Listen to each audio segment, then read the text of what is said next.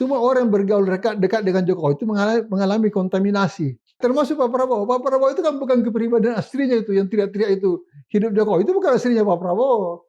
Itu kan jelmaan baru. Presiden Prabowo sekarang harus menanggung akibat. Dia mewajibkan dirinya. Nah, ini yang harus kita koreksi. Kita memerlukan presiden yang lebih jernih pikirannya melihat persoalan ini sehingga tidak ada beban. Nah, kalau Pak Prabowo sekarang ini seperti ada beban yang susah dijelaskan. PP yang akan dikeluarkan pada Januari tahun depan itu, menurut Prof. Rias, itu bagian dari kompromi juga? Pasti kompromi. Biarkan aja berproses. Toh itu tidak final, kan belum langsung kiamat sesudah itu kan. Perpol nomor 10 ini harus diapakan menurut Prof. Rias? Ya harus dibatalkan. Kan tidak mati polisi kalau itu dihapus. Itu sama sekali bertentangan dengan rencana reformasi kepolisian dan juga bertentangan dengan aspirasi hakiki dari keputusan Mahkamah Konstitusi. Selama 10 tahun terakhir ini polisi itu dimanjakan gitu loh. Oleh Jokowi, oleh pemerintahan Jokowi. Polisinya tidak sadar bahwa itu adalah satu permainan politik. Terjebak mereka.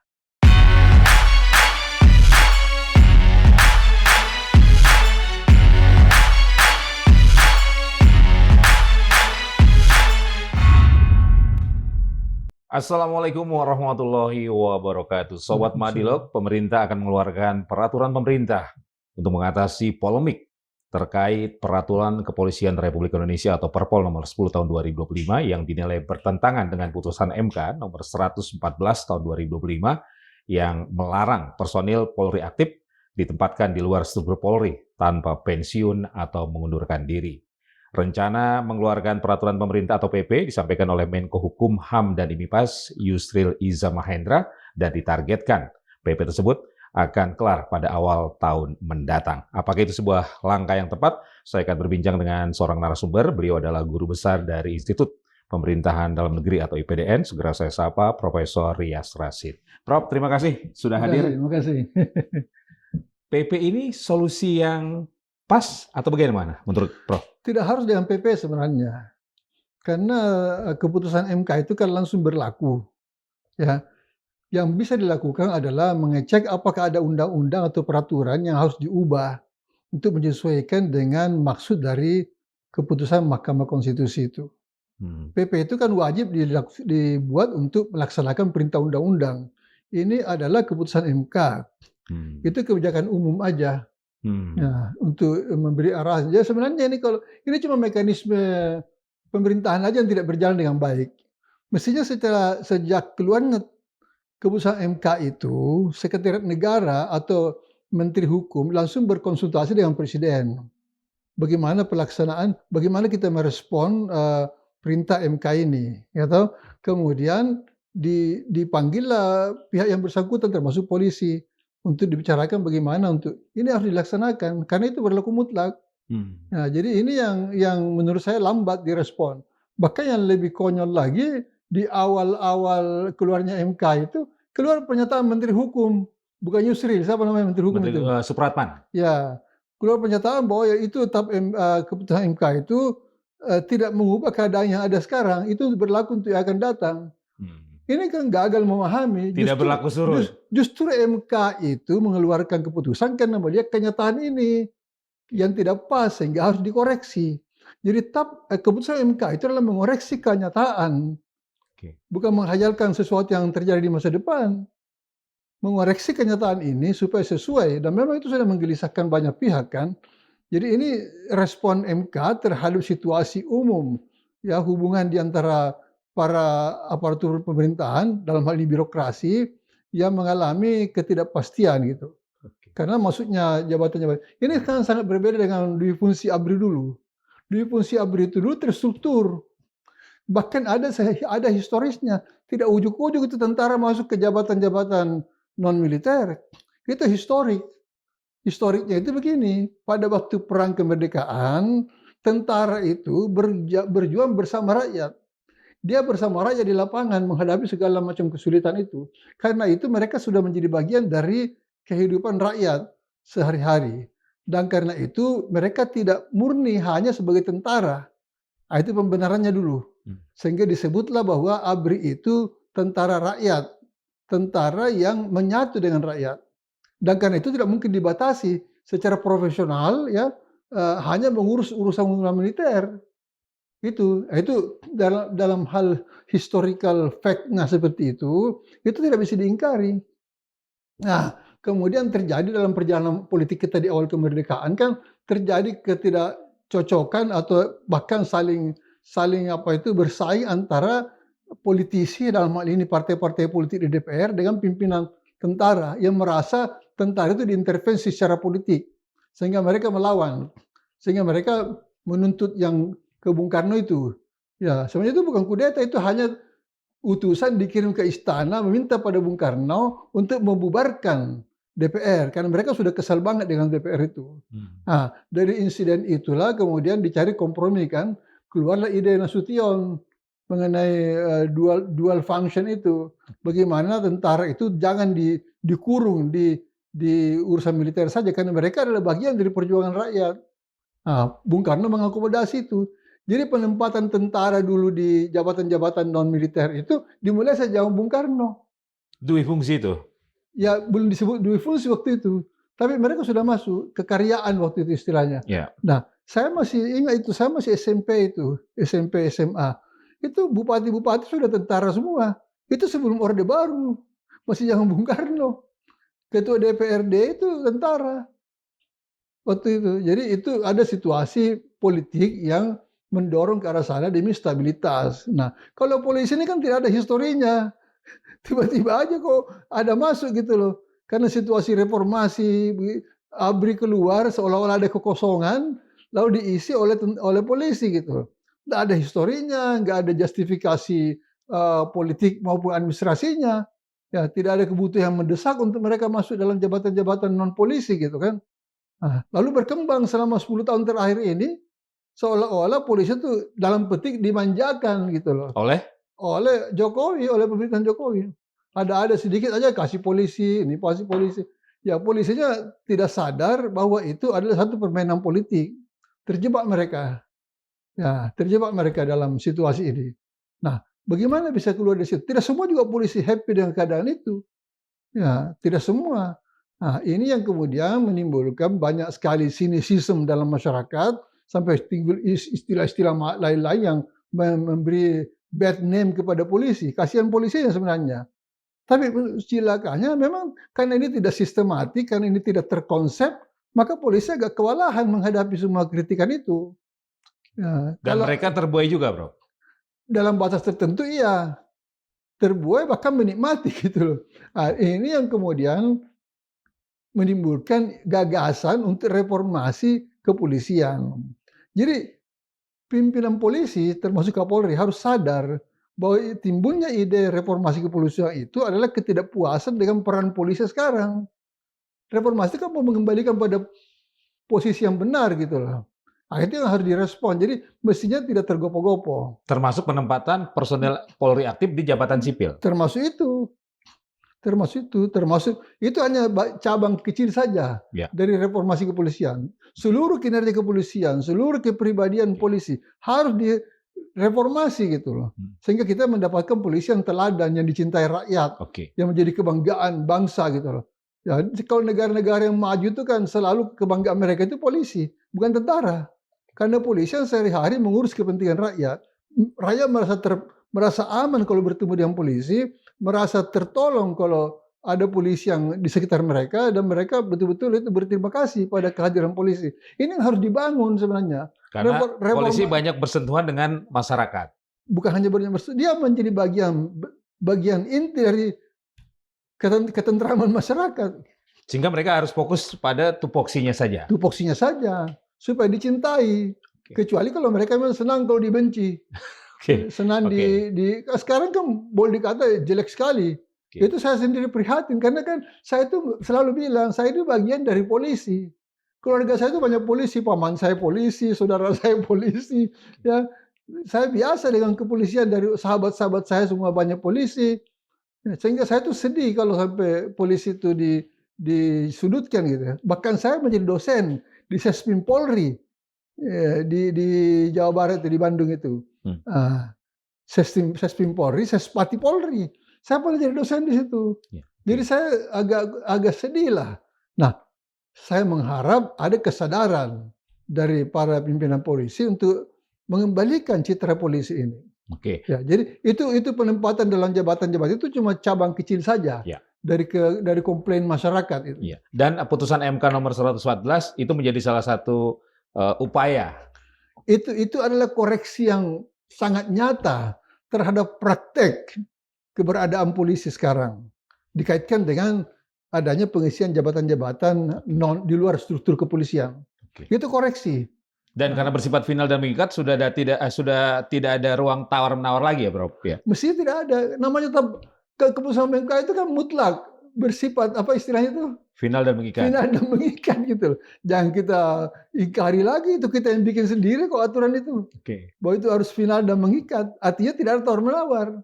Oke. Ya. Jadi Tidak ada tawar-menawar dalam hal kebaikan. Dalam hal keburukan saja tidak ada tawar-menawar. Ya, ketika Anda masih curiga dengan hasil pilpres, hasil pilkada, tapi MK sudah putuskan, Anda harus taat. Ya. Bayangkan. Oke, baik. Dan solusinya ini menurut Prof, revisi Undang-Undang Polri, revisi Undang-Undang ASN. Ya, Tidak lagi melalui PP. tidak lagi.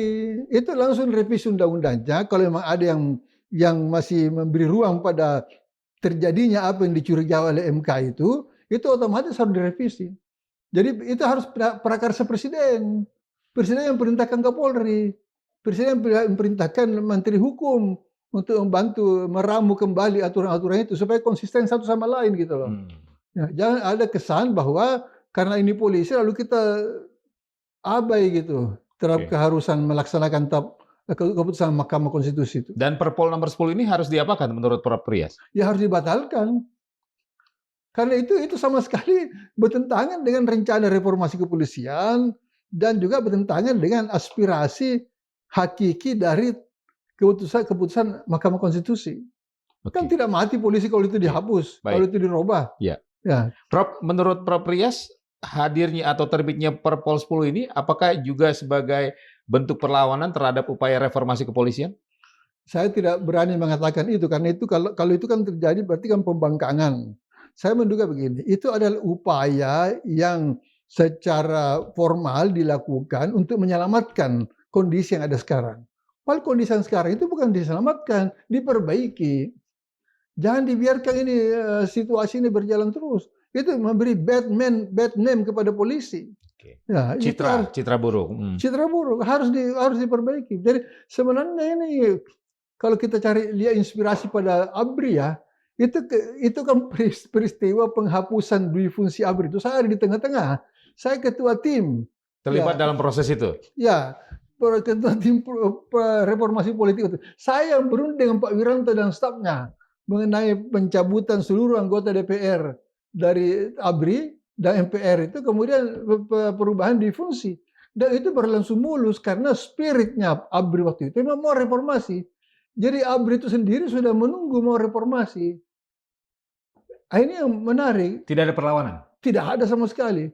Makanya dulu kan saya pernah mau diundang ke Mesir ya untuk membantu pemerintahan baru Mesir waktu itu yang demokratis. Ya bagaimana supaya tentara itu bisa pelan-pelan disingkirkan dari politik gitu loh.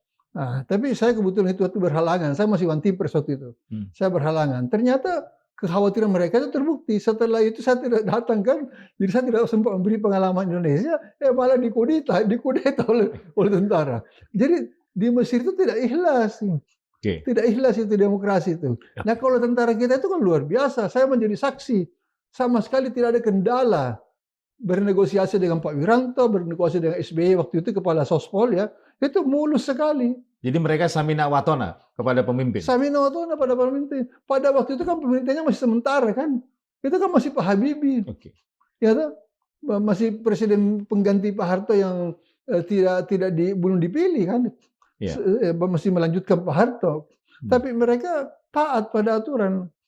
Ya, dan itu yang terjadi sampai hari ini. Tentara tidak memaksa-maksakan lagi kehendaknya.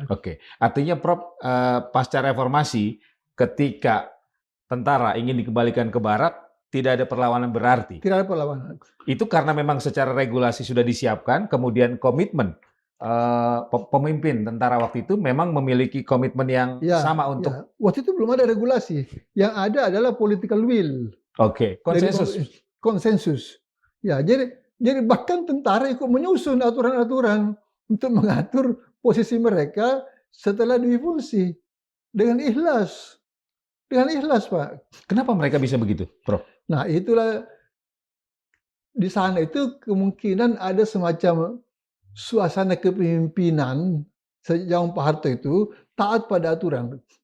Jadi walaupun mereka itu berkuasa, walaupun mereka itu berada pada posisi yang sangat penting, begitu aturan berubah, dia taat. Dan itu yang menyebabkan kita harus respect pada tentara. Ya, mereka taat. Ya, terjadi seolah-olah kesan diskriminasi. Ada kan suara-suara di akar rumput ya. Di internal. Bagaimana perbandingan kesejahteraan antara tentara dan polisi pada level yang sama. Tapi mereka tidak berani melawan. Mereka tidak berani komplain. Itu cuma dalam hati saja gitu. Meskipun gejolak ada, Prof? Ada gejolak, tapi itu kan cuma letupan kecil itu. Ya. Oke. Selain karena taat aturan, pemimpin mereka saat itu seperti apa? Pak Wiranto dan kawan-kawan. Ya, mereka memang pemimpin yang tercerahkan. Jadi Pak Wiranto itu punya tim, orang-orang pemikir semua. Ada Agus Wijaya, ada SBY, ada siapa lagi yang mantan kepala Lemhanas ya? Ya, itu Agus Wirahadikusuma. Itu semua orang-orang yang mempunyai pikiran-pikiran yang jernih untuk memberi masukan pada pimpinan ABRI. Dan Pak Wiranto sendiri sangat open-minded. Sangat open-minded. Ya. Padahal mereka benar-benar ingin dikembalikan ke barak begitu ya? Mau dikembalikan ke barak, dan mereka itu sudah di puncak kekuasaan kan sebenarnya. Iya. Dan situasi politik saat itu juga sedang hangat-hangatnya, Prof. Prof. Iya. Kalau mereka mau main, itu partai politik tidak akan bisa melawan. Kalau mereka mau bertahan misalnya, jangan dirubah. Siapa yang bisa melawan? Golkar masih mayoritas. Waktu itu. Nah, tapi dengan kesadaran sendiri mereka mau. Nah, sekarang ini yang kita tunggu adalah faham dan visi yang seperti itu dari pihak kepolisian. Dan saya yakin ada di antara pemimpin polisi. Ya, baik yang di dalam maupun yang di luar sekarang itu yang punya pikiran mau menyelamatkan citra polisi. Apa yang membedakan pucuk pimpinan ABRI saat itu pasca reformasi dengan pucuk pimpinan Polri saat ini menurut Prof Rias? Ada perbedaan. Karena pucuk pimpinan Polri sekarang ini kan tidak menghadapi situasi perubahan politik yang bisa menguji ketangguhan kepribadian mereka. Ini kan normal-normal aja. Cuma terjadi pergeseran dari Jokowi yang memanjakan mereka ke Prabowo yang ragu-ragu memanjakan. Itu aja. Jadi Prabowo itu sama sekali tidak juga misalnya ekstrim mau merombak kepolisian yang besar-besaran, tidak juga. Ya, tapi dia tidak se-ekstrim Jokowi dalam hal memanjakan kepolisian. Jadi polisi ini harus sadar bahwa dia itu dimanjakan selama ini salah arah. Di era Jokowi. Dijerumuskan di era Jokowi. Dijerumuskan. Mestinya ada kesadaran itu, kemudian melakukan koreksi sendiri. Jangan dibiarkan gitu. Dan jangan ada kesan menikmati. Ya, malu kita. Ya, polisi tidak bisa memberi kesan dia menikmati keleluasaan itu. Mereka harus bangga sebagai polisi yang betul-betul bertanggung jawab mengurus ketentraman umum. Baik. Nah, Prof, sejauh mana leadership seorang presiden sangat mempengaruhi ada situasi seperti ini, misalnya bercermin ketika Pak Habibie menjadi presiden pasca reformasi dan ada proses dui fungsi ABRI dibereskan. Ya. Dengan situasi hari ini. Kayak begini, kalau Habibie itu kami orangnya pintar sekali. Ya, Pak Habibie itu sangat pintar dan sangat luas. Dia punya pemahaman terhadap sesuatu. Dia mau belajar terus. Belajar terus. Jadi karena itu Pak Habibie sama sekali tidak menekan tentara untuk melepaskan itu keistimewaan mereka dalam dui fungsi, tapi juga tidak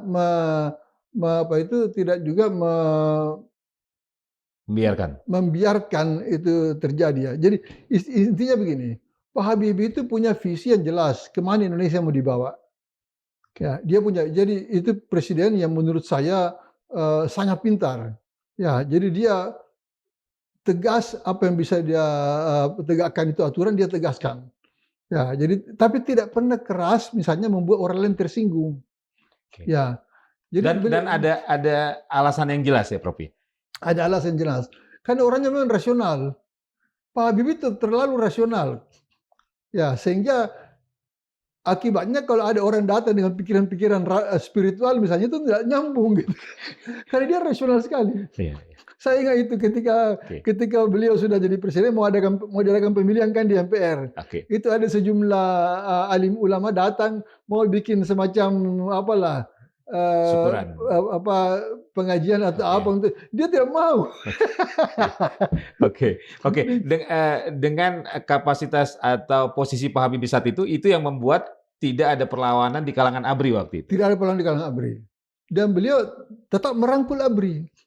Jadi dia merangkul ABRI, bahkan seandainya itu maju lagi sebagai calon presiden, dia rencanakan calon wakilnya itu Pak Wiranto.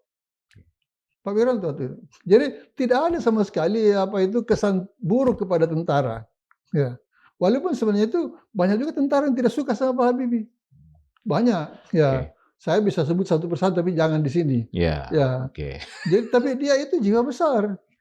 Oke. Jiwa besar itu Pak Habibie. Oke. Dan harusnya proses yang terjadi di ABRI waktu itu bisa dilakukan di Polri saat ini. Harusnya lebih mudah. Harusnya lebih mudah. Iya, karena tantangannya juga berbeda. Tantangannya berbeda dan fondasinya lemah. Kalau tentara kan fondasinya kuat. Yang saya gambarkan tadi ada historisnya panjang. Ada historisnya yang panjang. Yaitu ada aturan-aturan sudah duduk, sudah mapan, ada sistem yang sudah berlaku secara nasional bertahun-tahun itu kan. Ya. Dan mereka sudah terkendali. Ya, tapi ini ya karena mereka terkendali maka mereka gampang diselesaikan. Begitu pimpinannya mengatakan sampai di sini saja semua taat. Oke. Semua taat. Patuh ya. Patuh. Oke. Nah, posisi-posisi yang saat itu ditempati oleh ABRI di jabatan sipil, transisinya seperti apa, Prof? Otomatis saja mereka itu begitu terjadi pergantian kabinet, ya orang-orang yang dulu itu di fungsi ABRI langsung ditarik oleh Mabes ABRI. Oke. Ya, jadi jabatan-jabatan yang mereka duduk itu ditarik semua. Jabatan sipil. Ya, jabatan-jabatan sipil. Yang diduduki tentara. Iya, di semua kementerian. Kan di semua kementerian juga itu dulu. Oke. Itu langsung ditarik. Ya. Dan itu tidak mengganggu kinerja sama sekali tidak. Kementerian lembaga saat Kalau itu. kinerja tidak, karena sebenarnya masuknya baik tentara masuk ke kementerian maupun polisi sekarang masuk ke kementerian itu bukan karena kebutuhan kementerian. Jadi kalau mereka keluar itu tidak ada apa-apanya, tidak ada akibat buruknya ya.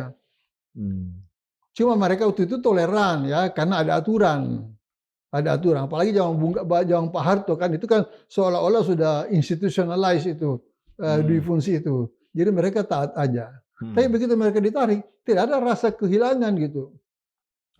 Apalagi ada perlawanan begitu. Apalagi perlawanan. Di kalangan tentara sendiri, di Mabes ABRI sendiri tidak ada perlawanan sama sekali. Di Cilangkap. Iya. Akibatnya kan satu kepala staf sosial politik kan dihapus. Kasospol. Iya. Kasospol dengan semua asisten-asistennya kan ada asisten politik, ada asisten kekaryaan, ada asisten apa gitu. Terjadi perubahan struktural. Kalau nggak salah dulu Pak Sarwan Hamid ya. Sarwan Hamid dulu Kasospol ya. Ya. Ya. Jadi itu sebagai bukti juga dari ABRI untuk pembuktian dihilangkan lah. Dihilangkan. Mereka jadi pelopor reformasi. Jadi ABRI sendiri istilahnya waktu itu ABRI itu melakukan reformasi dirinya sendiri. Jadi tidak seperti sekarang menunggu perintah untuk direformasi gitu loh. Dibuatkan tim segala macam. Dulu tidak ada itu. Reformasi ABRI itu dilakukan sendiri internal. Pak Wiranto perintahkan Pak SBY, Agus Wijoyo dan lain-lain itu lakukan reformasi. Oke. Dan saat itu pada sampai level apa? Eselon 1, eselon 2? Sampai kepada daerah-daerah. Sampai ke daerah-daerah. Ya. Oke, maksud saya kalau di kementerian lembaga? Iya. Kalau di kementerian-kementerian itu eselon 1 dan eselon 2 mereka. Dan itu atas permintaan? Ya. Dan itu atas permintaan dari kementerian lembaga yang bersangkutan? Betul. Banyak sekali kementerian waktu itu yang diduduki oleh tentara. Ya, dirjen-dirjen atau sekjennya.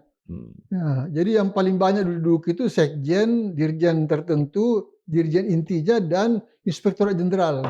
Irjen. Ya, itu yang kebanyakan diisi oleh tentara, karyawan dulu. Oke. Nah, Prof Rias, bercermin dari situasi di ABRI saat itu pasca reformasi, apa yang harus dilakukan oleh Polri? Ya, Polri itu sebenarnya bisa berinisiatif sendiri, menertibkan itu, menarik kembali semua orang-orangnya yang masih dalam jabatan non polisi itu untuk mengisi jabatan-jabatan di kepolisian atau dipensiunkan. Ya, tapi begini, ini kan persoalan besarnya itu karena sudah terlalu banyak orang pangkat tinggi di polisi. Oke. Ya, itu mereka itu kan antara lain motivasinya menempatkan mereka di kementerian itu dengan jabatan eselon 1 karena memang jabatan di kepolisian sudah penuh. Banyak jenderal yang non-job. Ya, non-job. Jadi mereka harus dicarikan tempat gitu loh, seperti itu. Nah, ini udah keliru pendekatannya. Jadi bukan orang-orang itu dijadikan tempat, tempat itu membutuhkan orang, kan harusnya kan begitu. Nah, ini dijadikan tempat. Jadi seolah-olah struktur itu menjadi objek dari satu kepentingan. Bukan untuk kepentingan organisasi itu, tapi untuk kepentingan satu institusi yang mau mendominasi. Nah, ini secara tidak sadar polisi itu merasa mau mendominasi. Mungkin mereka tidak bermaksud begitu, tapi kesannya begitu. Ya, nah ini harus dirubah. Ini Indonesia ini kan milik bersama, Bos. Nah, bukan milik satu golongan gitu. Ini kalau menurut Prof. Prias tadi, ini Polri dijerumuskan oleh Jokowi begitu. Saya menduga begitu. Berarti Jokowi harus bertanggung jawab. Itu memerlukan penelitian lagi untuk membuktikan itu tesis saya itu. Tapi saya yakin, bukan menjerumuskan. Jokowi itu memanfaatkan polisi untuk kepentingannya dia. Memanfaatkan. Ya, karena dimanfaatkan mereka terjerumus. Menikmati juga. Menikmati dan terperangkap. Jadi setelah Jokowi berhenti pun masih ada perasaan utang budi, masih ada perasaan ini kita harus bereskan, pesan dari Pak Jokowi harus kita selesaikan. Itu sebenarnya bertentangan dengan prinsip profesionalisme, baik dalam konteks kepolisian maupun birokrasi secara umum. Sebab birokrasi itu tidak punya perasaan. Oke. Ya, birokrasi itu rasional. Oke. Ya. Oke. Berarti apakah menurut Prof. Prias, Presiden Prabowo sekarang harus menanggung akibat? Bukan hanya harus menanggung, dia sepertinya wajib menanggung akibat itu. Dia mewajibkan dirinya. Nah, ini yang harus kita koreksi. Orang sudah teriak-teriak semua kan mengingatkan itu. Ya, bahkan sekarang kan tuntutan rakyat sangat jelas. Bagaimana supaya Pak Prabowo itu bebas dari semua urusan dengan Jokowi. Pembentukan Komite Reformasi Kepolisian menurut Prof. Prias itu belum cukup? Niat awalnya bagus, tapi setelah dibentuk saya tidak begitu percaya gitu. Karena itu reformasi itu harus dikendalikan oleh orang-orang betul menguasai masalah dan betul-betul konsisten mau menegakkan, mengoreksi segala macam. Ya, ini kalau sekarang kan ada unsur-unsur yang memaksa mereka harus kompromi. Harus kompromi. Nah, dan karena itu saya melihatnya ini baru tahap awal. Kalaupun terjadi reformasi sekarang, itu masih tahap awal. Akan ada tahapan-tahapan reformasi kepolisian di masa depan. Mungkin setelah pergantian presiden. Oke. Ya, kita memerlukan presiden yang lebih jernih pikirannya melihat persoalan ini sehingga tidak ada beban. Ya, kalau Pak Prabowo sekarang ini seperti ada beban yang susah dijelaskan. Menurut Prof. Prias, kenapa Pak Prabowo harus berkompromi dengan Kapolri? Karena ada faktor Jokowi itu. Jadi kan ada teriakan hidup Jokowi. Itu kan menggambarkan bahwa saya dan Jokowi adalah satu. Ya kan? Ketika dulu Anda mengatakan hidup Bung Karno kan sama. Kan begitu. Jadi ini yang menurut saya belum bisa dilakukan oleh Pak Prabowo. Karena kepribadian yang berbeda. Jadi mungkin Pak Prabowo ini orang yang tidak bisa begitu saja melupakan jasa orang lain. Ya, tidak menjadi soal apakah jasa itu berakibat buruk terhadap perilaku kepemimpinan dari harapan rakyat atau tidak. Yang penting adalah dia menjaga perasaan Jokowi. Itu yang kita tangkap. Dan saya kira everybody merangkap itu. Bukan hanya saya. Hampir semua orang mengamati Pak Prabowo itu mengambil kesimpulan yang sama. Dia itu merasa harus melindungi Jokowi. Tapi yang menanggung akibatnya siapa, Prof? Ya dia sendiri. Rakyat? Dia sendiri sebagai akibat politiknya, ya. Tapi akibat buruk dari kepemimpinan yang tidak jelas itu adalah rakyat dan Indonesia secara keseluruhan. Termasuk reformasi kepolisian itu. Reformasi kepolisian itu adalah bagian dari keraguan dalam memperbaiki. Dan saya pikir mungkin memang harus begitu tahapannya. Indonesia ini kan selalu alon-alon. Ada proses. Ada proses, alon-alon. Jangan dipaksakan sekarang. Jadi Oke. jangan drastis. Ya sudahlah, kompromi dulu. Jadi kalau Polri masuk, polisi masuk dalam reformasi, padahal mereka yang harus direformasi, tapi dia masuk gitu loh. Oke, baik. Dan PP yang akan dikeluarkan pada Januari tahun depan itu, menurut Prof. Rias, itu bagian dari kompromi juga? Pasti kompromi. Dan saya kira itu biarkan aja berproses. Toh itu tidak final, kan belum langsung kiamat sesudah itu kan.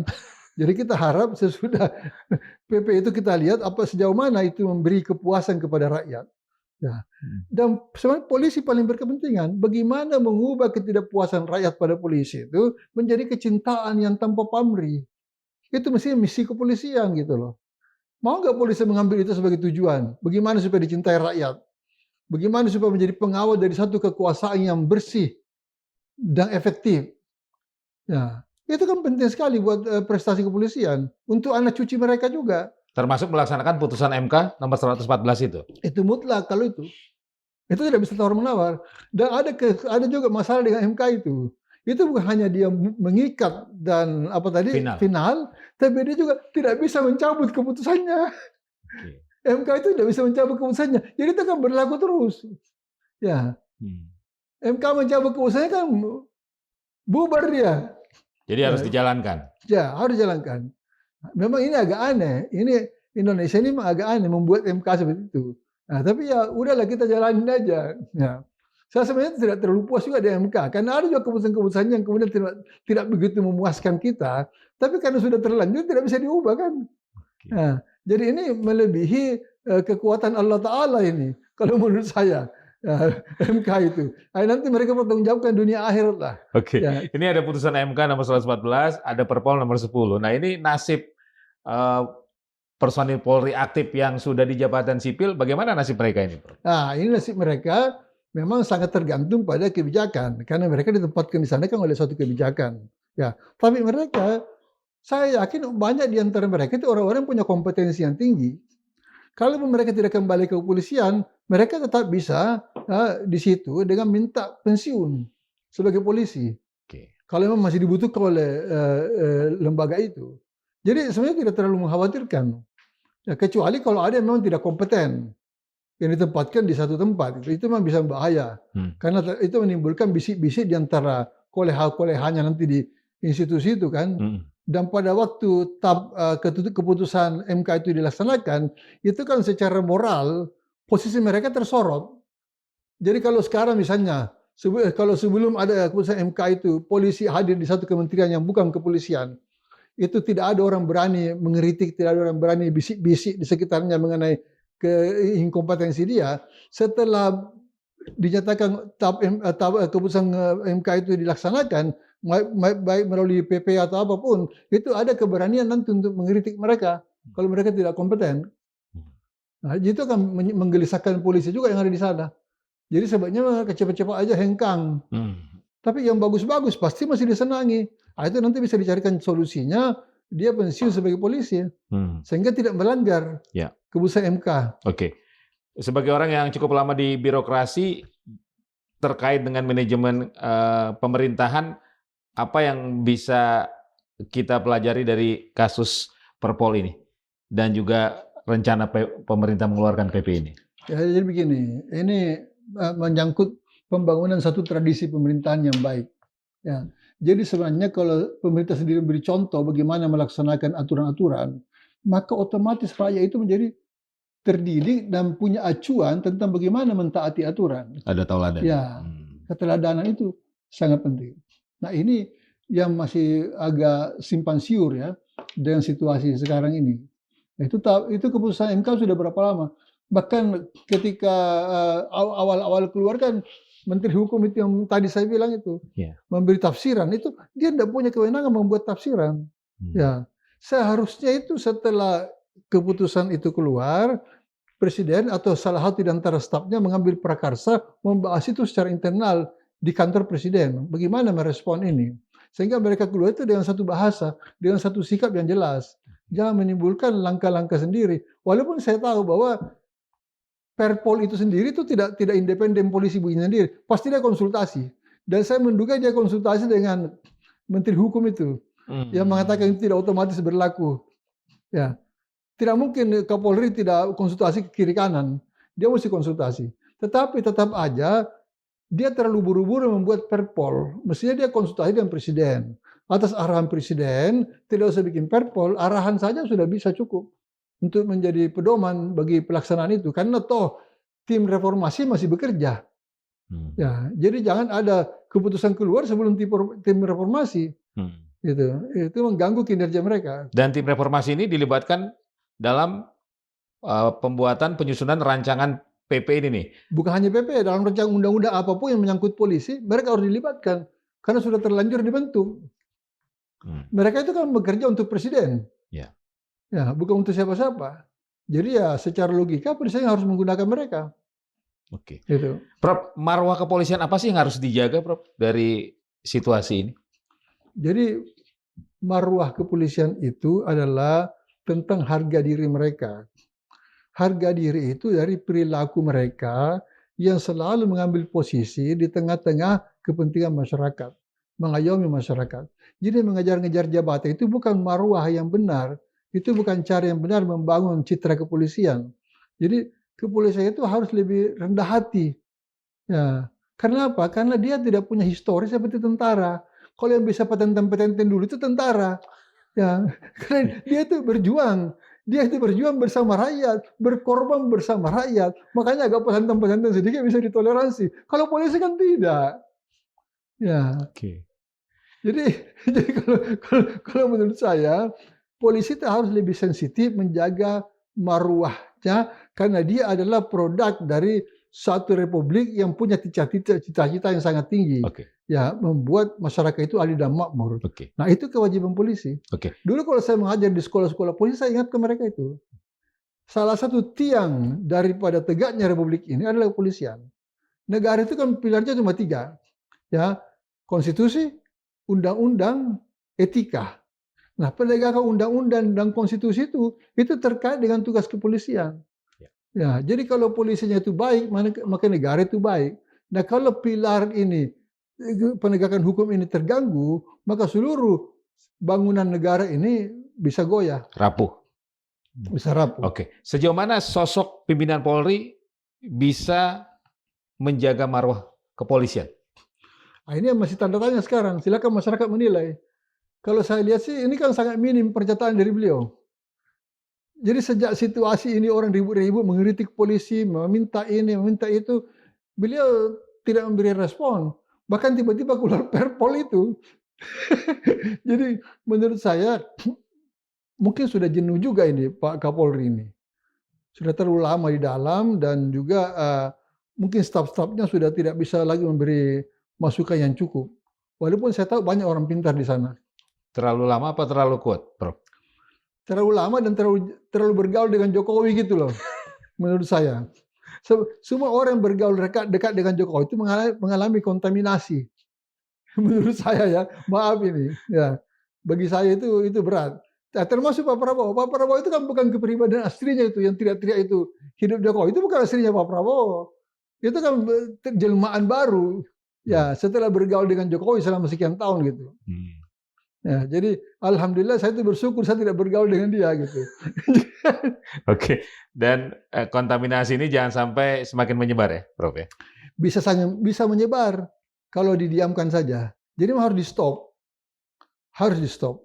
Dan itu yang bisa melakukan? Ya. Yang bisa melakukan? Presiden. Kekuasaan di tangan presiden. Nah, kemudian mungkin pertanyaan berikutnya, bisa nggak presiden gitu kan? Itu saya tidak mau jawab. Saya tidak mau jawab. Harus Pak Prabowo yang jawab itu. Saya bukan mewakili beliau gitu.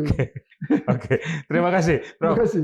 Sobat Madilog, demikian tadi perbincangan saya bersama Guru Besar dari Institut Pemerintahan Dalam Negeri atau IPDN ya, Profesor Yas Rashid, terkait rencana pemerintah yang akan mengeluarkan peraturan pemerintah untuk mengakhiri polemik keluarnya Perpol nomor 10 tahun 2025 yang dinilai bertentangan dengan putusan MK nomor 114 2025 yang melarang penempatan Polri aktif di jabatan sipil tanpa pensiun atau mengundurkan diri. Semoga bermanfaat. Saya Margi Sari pamit.